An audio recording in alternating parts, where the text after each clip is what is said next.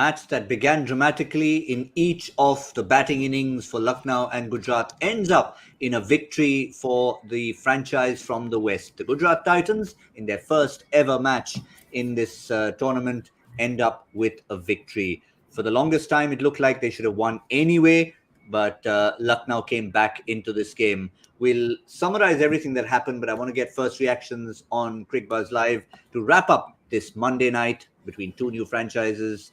Joy Bhattacharjya, Shaun Pollock joining me. Shaun, of course, Gujarat looked like they were always chasing it, but Lucknow kept them in check, and maybe a couple of tactical blunders or one key one could have cost them in the end. Yeah, it was. I mean, it's Oscar's night, so it was almost failure to launch at one stage. And then it was the wrath of the Titans. They came good. And at one stage, I thought it was going to end up as even Stevens. But yeah, I didn't quite get the run chase. You know, it's almost, I must say also, the worst 10 deliveries I've ever seen to a new batter at the crease, to Hardik Pandya. The guys just ran up and bowled leg stump half volleys. In 10 deliveries, he got 20. With just playing normal flicks. Anyway, I thought they did well to pull it back with the spin options. You know, when that ball gets wet and you could see the seam, you can always see the seam on the ball when it's been influenced by the moisture. It is challenged to try and work out what should you do. Should you hold with a finger spinner? The wrist spinners tend to battle to grip it nicely. Or should you go to the faster bowlers? They went to the spin option for that extra over. Huda did brilliant in his first two, didn't he? I mean, he really did a fantastic job. It always is the bugbear, you know, with a part-timer. Do you push him for that extra one, or do you just go, thank you very much, your job was brilliant, have a rest, let me go back to the main strength of the experience? And unfortunately, it didn't pay off. What was it, 20-odd over? And that was where the wrath of the Titans came through, and they basically set things up. Yeah, I mean, there are many ways to look at that, Joy. One was, of course, the way Huda batted. Rahul tells himself it's his day. So basically everything he's doing is turning to gold. The other side he needed to look at was on his scorecard. If it was about taking an over away from Mohsin, maybe yes. Dushmanta Chamira finishes with 3 overs. He was your best bowler up front. Absolutely. I can tell you that for whatever reason he made the decision, maybe it's momentum. That 22 runs is what broke the back of the run chase. I mean, till then, you know, definitely Lucknow looked in control. They looked as if they could do stuff out there. That's the one that changed, that 22 runs. And look, that's where the game totally changed. You see that 19 for 2, and from there on, it suddenly becomes 49 for 2. They just smash it, that last spell. And it's just a question of your spinners have kept it quiet. But go back to your specialists. And also, if you remember, that was a point in time where the glove changes happened and there was this long conversation. So obviously a call had been taken. Now you're going to take the bowlers on. And, you know, in hindsight, I still feel, suppose at that point, they brought Chamira back. Okay. And he had got the wickets, or he had sort of not allowed them a 22 run over. This match could have looked very different. Everyone would have turned around, looked at the Gujarat batsman and said, you left it for too late, because for 5 overs, you allowed the spinners to dominate. 19 runs in those 5 overs. Exactly. You allowed the spinners to dominate you. Had Chamira come back, this would have been regarded as, Rahul Tewatia and Colin Miller totally finishing the script off. I mean, that's a big mistake it could have been. It just turned out so that Huda was tossed an extra over and he changed the game. Yeah, and these things will make a big difference. We saw what Chamira did up front in the innings. He was the main wicket taker. He was a shami to the Gujarat team. Let's have a look at where the match finished up. So it's every chasing team has won so far, which is something you tend to expect, particularly in Mumbai. But every team setting also had enough of a chance. Lucknow certainly did when they got from a disastrous position, thanks to Badoni and Huda, to 158 for 6, then got the early wicket of Gill, then got a second wicket, and the batsman decided between 10 and 15 to go and strike, basically. But despite that, the required rate, 14 runs and over, they somehow managed to get over the line. It's Hardik Pandya wins his first match as captain, and full points for the Gujarat Titans. Well, when you look back at this match, we've talked about KL Rahul, maybe in the spur of the moment, we'll call it a tactical blunder. But let's move to the other captain, Shaun. We've been doing that throughout. Report card for brand new captains. It's a new job for Hardik Pandya. What's yours? Yeah, I think a change of role as well. He came in a little bit higher up in the order, looked the part. Will be deeply distressed at the fact that he got out to his brother, and I'm sure there'll be a bit of an interchange afterwards. But yeah, I mean, when he was there, it was looking all good. It was only that period that after he got out that my movie of failure to launch seemed to come through, because I didn't know what they were doing. I really didn't understand it. David Miller, and it's almost like they're waiting for that exact delivery, but if that exact delivery doesn't come around, you have to make a change. But Pandya looked good. I think he looked quite relaxed, even sitting there at the end there in the chair. Not much he can do, but he didn't seem overly tense. And he'll be better for this victory. He'll have learned a little bit about himself, a little bit about the team, and where they can possibly improve. I think surfaces at this stage of the tournament are very good. That's why we've seen so many chasing sides get over the line convincingly. As they start to wear a little bit, hold up, and maybe the dew doesn't play as big a part, you might see a few of the run chases being made a little bit more difficult. Yeah, I mean, obviously you've got to lead from the front with bat in hand. That's box number 1 ticked. We mentioned at the start of the tournament that we'd like to see Hardik Pandya bat up. 4 was the position we suggested. So that was 1 box ticked. But in the field as well, he seemed to be gelling with the boys. He has. Look, Hardik is a likable personality. He's been around a lot of these guys. He's played a certain amount of domestic cricket as well. And most of these guys, their union place is the NCA. And given the amount of injuries Hardik has had, he spent a lot of time in the NCA. And that's what it is. He showed that he was there as a captain. He was there as a player. He did all 3 jobs as a captain, as a batsman, as a bowler. You can say that, look, none of it was outstanding. But, by the very fact of the number of overs he bowled and at the pace he bowled, even if he didn't get wickets, that makes a difference. That's making a statement out there saying, you know what, I'm ready to bowl. And immediately the composition of my side has changed immeasurably. Because suddenly we are talking about myself bowling, Tewatia as an all-rounder, and we are suddenly looking to have a little more depth than we looked when he was not bowling. And I think that's making a difference as well. Yeah, it certainly does make a difference. But Rahul Tewatia, I mean, what do you have to say about him? We know he almost turned it into a phrase, doing a Tewatia. And guess what? The most famous run chase of all in Sharjah, Shaun. Who was in the opposition? Who was the opposition captain? KL Rahul. Yeah, he's probably sick of his face, isn't he? I don't know. I think he was being too calm, to be honest. I mean, he ends up with that 40 off 24 deliveries and some good striking at the back end. But yeah, I think the management might be in his ear saying, listen, any chance you can just adjust your thought process a touch so you can go a little bit earlier, because I'm not too sure it's going to be good for our nerves in this RPL if you keep conducting your chases in this fashion. But it's also interesting to watch the RPL. There's a few questions that start to ask, like, you look at Southveld last night. He plays some beautiful shots, and then all of a sudden the spinner comes on, and now the questions are asked. We looked tonight. Who did we? Matthew Wade. Was going to go. No, yeah, Matthew Wade. I mean, he didn't really look like he set the world on fire. He didn't really go anywhere. He looked like he was struggling for timing. Didn't really come up with any new game plans.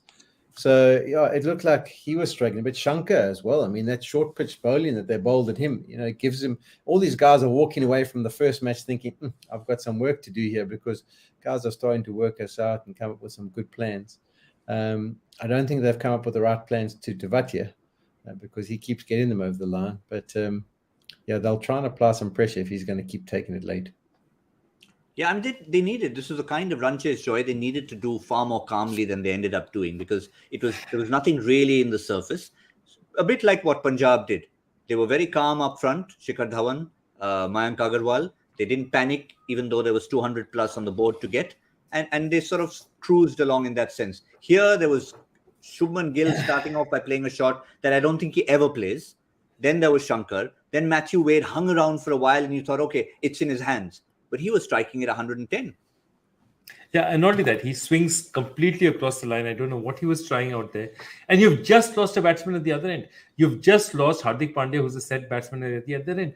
So here it was an interesting match, because it was a match about which captain is going to make more mistakes out here. You've got a situation, obviously, we've had a situation where Rahul obviously bowled that extra over of Huda, but if you look at the other side also, they might have left the run chase for too late.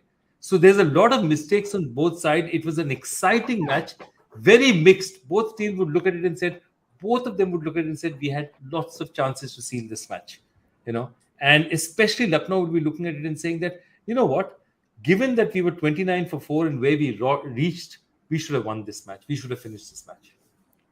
But the very fact that they were 29 for 4 meant that they ended up with the total that was well under par. I think Gujarat made the total look like a 190 total, but 190 is what they should have got in the first place had the likes of Evan Lewis and Manish Pandey and KL Rahul and Quinton de Kock. That sounds good on paper. Had they all fired? None of them did. One man responsible, Mohammad Shami at the top. It seems a long time ago, Shaun, but the real damage was done up there in terms of the final result. Yeah, and just look at the players he's knocked over. He hasn't just knocked over any rats and mice. He's knocked over class individuals who've scored countless runs in the IPL and on the international stage. So real credit to him and his performance that he put in. It rocked their world. They fought back nicely. It was also interesting to note after 15 overs, after their recovery, they were 18 runs ahead of where the Gujarat Titans were. 18 runs ahead after that poor start with 5 overs to go. That's amazing that the Lucknow Super Giants allowed them to get into that situation. It wasn't the best run chase, but eventually they got over the line. But Shami, Shami, you do feel for me. When you put a performance like that in, you always hope that you can have a massive impact and maybe get your team over the line. So the fact that he did is all good.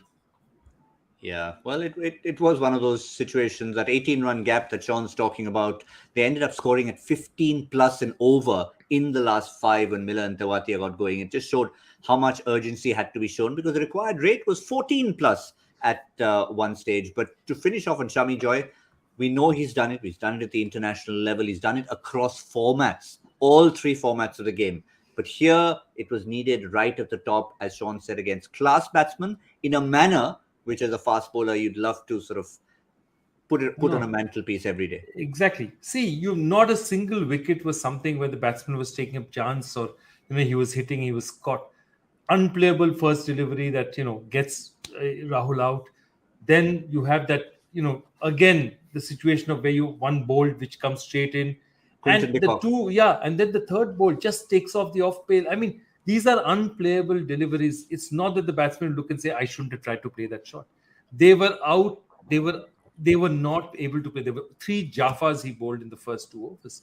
And that's the point, that after that, not giving him that 4th over also, perhaps they missed a trick out there, because somebody who's bowling that well, I still go back and say that, you've just got to bowl him out. And that, if you look at it, 3 overs for 10, and then he goes for 15 in his final over because they bowled him so late, and the ball's doing nothing. And never in his career has Shami been a great end overs bowler. Never. Well, all the more reason. I mean, it's something, if you're talking about it here, I'm sure the analysts, the coaches, everyone would know that.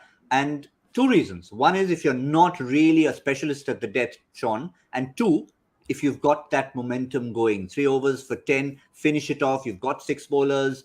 There were so many reasons. We've already mentioned it. I think worth mentioning one more time. Yeah, I mean, it was bowling superbly, and I think his confidence was up, his rhythm was up. Sometimes it's just a better option to finish him.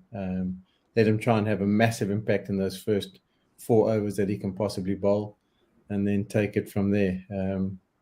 But as we say, we're glad that it worked out for them, because if that performance hadn't ended up with a victory, you would feel like hard done by as a bowler.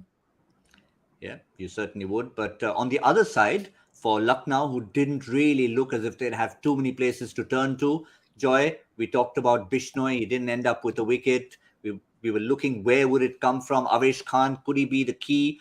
Didn't bowl badly in a sense. He had the tough overs, but Dushmanta Chamira, 3 overs, 2 for 22, doesn't bowl his 4th, never mind that, but still he'd come up as the best bowler on view, apart from what the spinners did to strangle them. No, I thought he was absolutely fantastic. And I think Lucknow has a problem. It's a good problem, because what happens when Jason Holder and Marcus Stoinis come? Are you going to still be able to play Chamira? Because that's a big question that you have to ask yourself. I think that they actually have He's a fantastic bowler. And, in that over, the number of slow balls, and it was cat and mouse with the batsman. Am I going to go slower? He does a slow, he beats the batsman. He does another slow, the batsman says, okay, next one's going to fast. The next one's a slower as well. He beats him again. And somewhere, he enjoyed it. There's some bowlers who have that fear in the pit of their stomachs and they don't want to bowl in these conditions. He was up for it. And I was really, really impressed. And I've seen him in international cricket, and it's difficult to judge because sometimes actually the pressure in an IPL match is perhaps even more than some international matches. And he was absolutely fantastic. And of course, Krunal Pandya's 4 overs, just 17 runs given away. That's when they needed to close things down. Hardik may have won the game. Krunal won the battle of the Pandyas at home, and of course ended up in the middle of a great spell, Shaun. Yeah, and it's another good spell from the spinners, isn't it? I mean, that's what we've had 3 games in the last 3 or 2 days where we've had spinners bowl their 4 overs for 12, 15, 17. They really are dictating terms. So it's interesting at this stage of the tournament. Normally they come into their own more as the tournament goes on and the surfaces start to wear. But they've hit their straps early, and I was really impressed with his control because he would have known his brother was looking for a few deliveries. But there wasn't one. I mean, he bowls it pretty flat. There wasn't one that was overpitched. Not one that they said, okay, there you go, whack out the ground. And that's what he did so well. He held it and got the ball to purchase too. The ball was a little bit damp and a little bit wet in the fingers, and he still got it to purchase. So I was really impressed with his spell. And you could also see, his attitude. I don't know if guys noticed, but he'd bowl the ball and he'd stop. And then once it was defended by Hardik, then he'd run on a few more meters and have a stare at him and then go back to his mark, bowl, wait to see what happened, and then run on a few more meters and stare at him. So it was interesting to see, obviously, a little bit of mind games. But as you say, he ends up on top and bragging rights until the next round. Yeah, it's just a pity we didn't get to see the reverse, Joy. Because Hardik did bowl. We were not sure if he would bowl, but if he is bowling, there's no reason why he shouldn't have been bowling to Krunal, and that would have been the perfect sort of battle because we have both bowled to each other. Who's come out on top? But I'm sure long tournament we're going to see this happening more and more because these two, remember, it's a strange old format which we're trying to grapple with. 2 teams, 5 teams in one group, 5 teams in another. These two are in different groups, but the only team that they'll play twice is against each other. So Lucknow will play Gujarat twice apart from teams in their own group. So lots to look forward to there as far as this match is concerned. It's Gujarat who pick up the 2 points and, plenty to take looking ahead to the next game. So at the end of Monday, we've come to 8 out of the 10 teams in view. Now we're all set for 2 more teams we have not seen yet. The Orange Army taking on the Pink Army. Yes, it's Hyderabad against Rajasthan, the 2 brightest coloured teams in the tournament. And this is the first time we're going to see any action in Gaunje, in Pune. We're moving away from the Brabant Stadium, the Wankhede Stadium, and the D.Y. Patil Stadium. 2 teams, Hyderabad, Joy, will have been disappointed from last season. Rajasthan, again, seem to find themselves in that 4th and 5th position. But let's start with Hyderabad for the moment. Of all the teams in the auction, they were the ones who raised the most eyebrows. Didn't retain a couple of their stars, Kane Williamson, Umran Malik. Yeah, I think Rashid also would have and been Abdul Samad. Yeah, absolutely. But I think Kane Williamson was the only one who probably was prepared to be. He was wanted to be retained because the situation was once you retain Kane for 16 or 15 or whatever you give him, the second was too expensive. I think Rashid would have turned around and said, I can go abroad anywhere to any franchise, especially the new franchise, and get a better deal. So Rashid, though he might have wanted to... He did say that. He did say that. He was very clear about that. And there's no doubt about, the fact that, this batting, though, is not a bad batting side. Take a look at that. Puran, okay, he's averaged 7 last year, but everyone rates him very highly. Rahul Tripathi has done really well for KKR. Markram, I really rate, and Markram will give you some overs with the ball.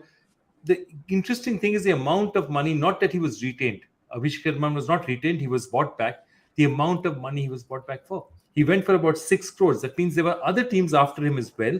And somewhere there, that means there's a statement out there from the Sunrisers franchise saying that if you're paying this much for him, he's an integral part of our first 11. So Abhishek Sharma definitely, but he'll bowl a bit also. Markram is there.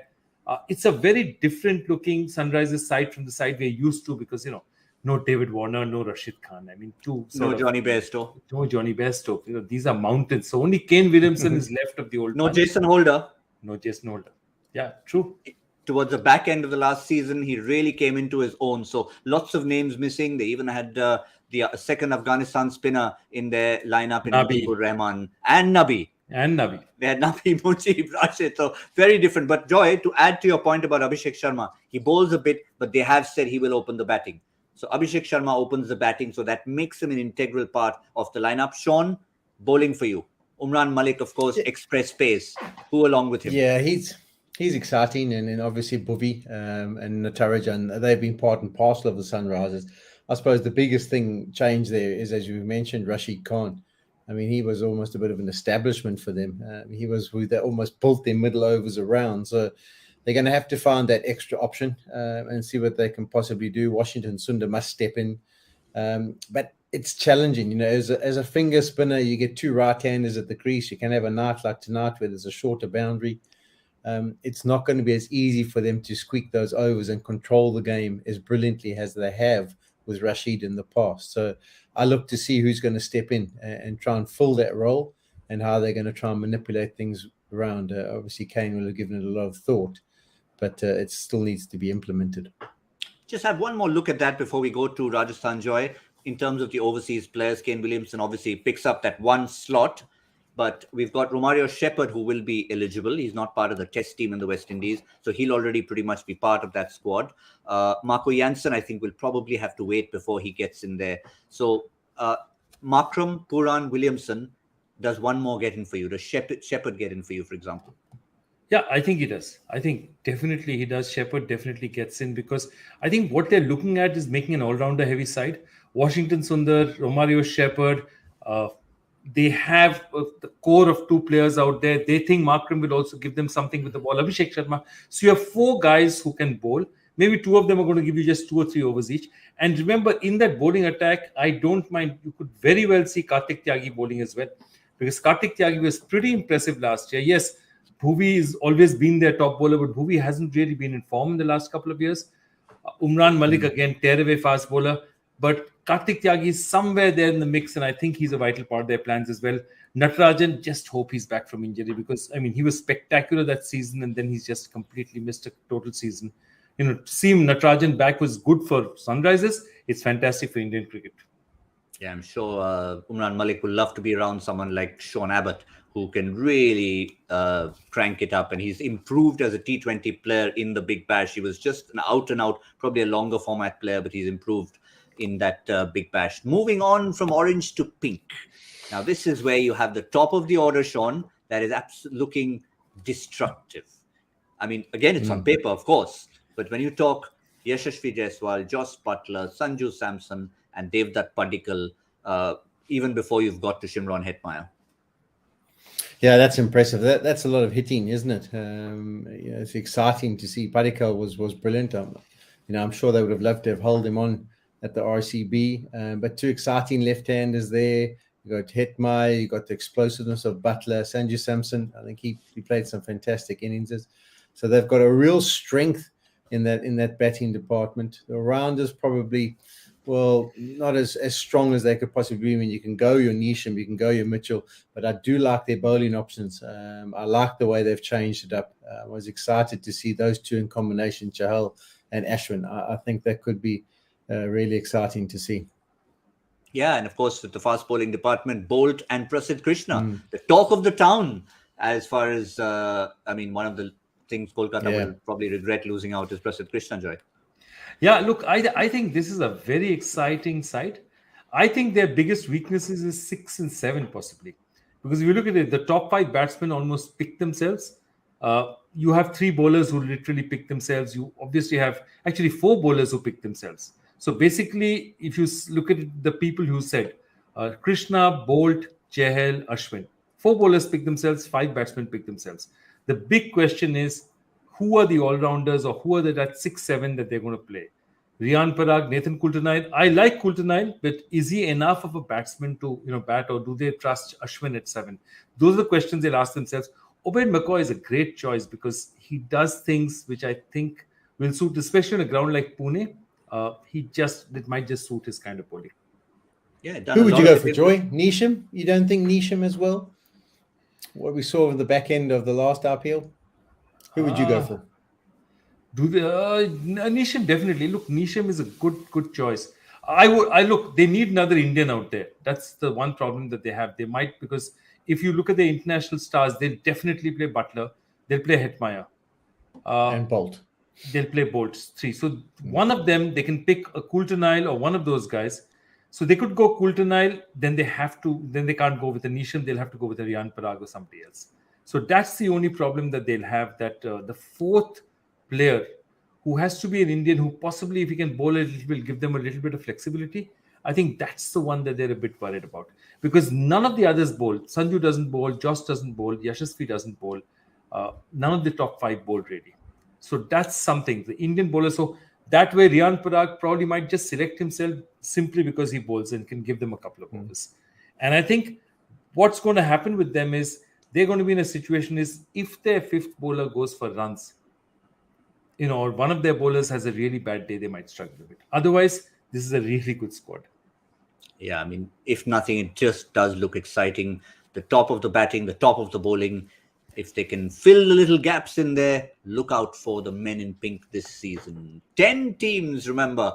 It's going to be a huge tournament that lies ahead. Let's keep to tradition. Let's get one name from both of you. Pink versus orange, either team. Pick one name. Don't need to give a reason. Who are you looking forward to most watching tomorrow? Shaun, you go first. Jos Buttler for me. I think he's had a bit of a break now. And I think with that excitement of that youth around him, I think it could really bring out his attacking edge again, and really get him to play nicely. So you're looking for one from both teams? No, that's fine. Jos Buttler, we'll take one from either team. Is good. Joy? Okay. Look, I really rate Aiden Markram. I just like the way he bats, and I think he'll get along very well, because he and Kane Williamson, suddenly in that team, you have two guys who can play the anchor role if necessary. Both of these guys can bat 20 overs if necessary, and Aiden can sort of pull it on a bit if he wants to. Can shove up the batting rate to 140, 150 if he wants to. So I'm looking forward to him. I really enjoy the way he batted in India. Yeah, the only thing I would add to that is Aiden's been struggling a little bit for South Africa. So the test matches, things haven't gone according to plan. He played one of the one-day internationals, got out first ball, a big booming drive, caught point. But I think what this could be is, it could be like just a change of environment. And he earned a good little reputation, and he's going to work on those little off spinners. I'm sure those will be a part of the tournament. I've always liked him as an individual, but he's in a bit of a low, and hopefully this RPL can be the one that gets him out of that trough. In fact, he wasn't on exactly the greatest high when he started off under KL Rahul, and suddenly, even before his batting, Rahul threw him the ball to open the bowling, and we were like, what's happening here? And he became almost a regular feature. So all-round ability is what we look forward to from Aiden Markram. But all in all, it promises to be an exciting contest. Not that we've had any lack of excitement from Saturday night till Monday night. Joy factor left. We know the question, or we'd like to be reminded of the question. So Joy, remind us and give us the answer. Perfect. Here goes. Who bowled a super over in his very first match for his franchise in this tournament? And the answer is... what year? 2010. Huh. Rusty Theron. Rusty Theron. Yes, got off a flight. Yeah, exactly. I thought you'd love it. Oh, how would I possibly got that? Now, if you'd given me 50 names, I wouldn't have picked that. Yeah. No, it was fantastic. He got off a flight, and Chennai, they equalize. He bowls a super over, and they actually win. The tricky part of the question is that everyone knows that I was a part of KKR, and Ajanta Mendes, in his first match in the 2009 tournament, actually bowled the super over against Rajasthan, where he got smashed by Yusuf Pathan. But what people don't seem to remember was his first match was actually the last match of the 2008 season. He bowled in the 2008 season. He actually played a match. Ajanta Mendes played a match for Kolkata in his 2008 season as well. So the answer is Rusty Theron, and that's the sort of little deviation out there which might have thrown off a few people. Well, that's a fascinating answer. No wonder Joy was pushing Shaun to try and get it. Rusty Theron. And now when I hear the answer, I remember that match so well. because everyone was like, who is this guy? We need to know more about him. But let's find out who it was who spotted Rusty Theron over Ajanta Mendis or any other possible answer. And today's winner is Parth Narodia on a Monday night. Yes, Parth is one of our regulars. Keep them coming, Parth. We want to note down all these names because we love to have them joining us in the quiz fraternity. Well, do we keep a check on how long it takes to get the correct answer? Because surely that one would have taken a while. We do. It couldn't have been like a 10-seconder or something. It must have been about 10 minutes to try and trust get that me, answer. with these guys, Shaun, they are literally waiting on their laptops, phones, tablets, whatever it is. And we can check because the moment the answers go, there are times when we haven't finished our show. If someone's checking, I get it in my ear. Oh, 2 answers have already come in. Yeah, they're very good. They're absolutely fantastic. But yeah, it is about fastest finger first. But we know so many of you gave us the right answers. So congratulations to everyone who spotted Juan Rusty Theron. And that's all we have for you today. We are just before the witching hour. So let's quickly wrap this up. 4 matches, all 4 have been chased down. Are we going to have a change of pattern? One thing's for sure, we're going to have plenty of excitement between Hyderabad and Rajasthan. Thank you, Joy. Thank you, Shaun. Thank you all for joining us. We'll see you soon on Cricbuzz Live.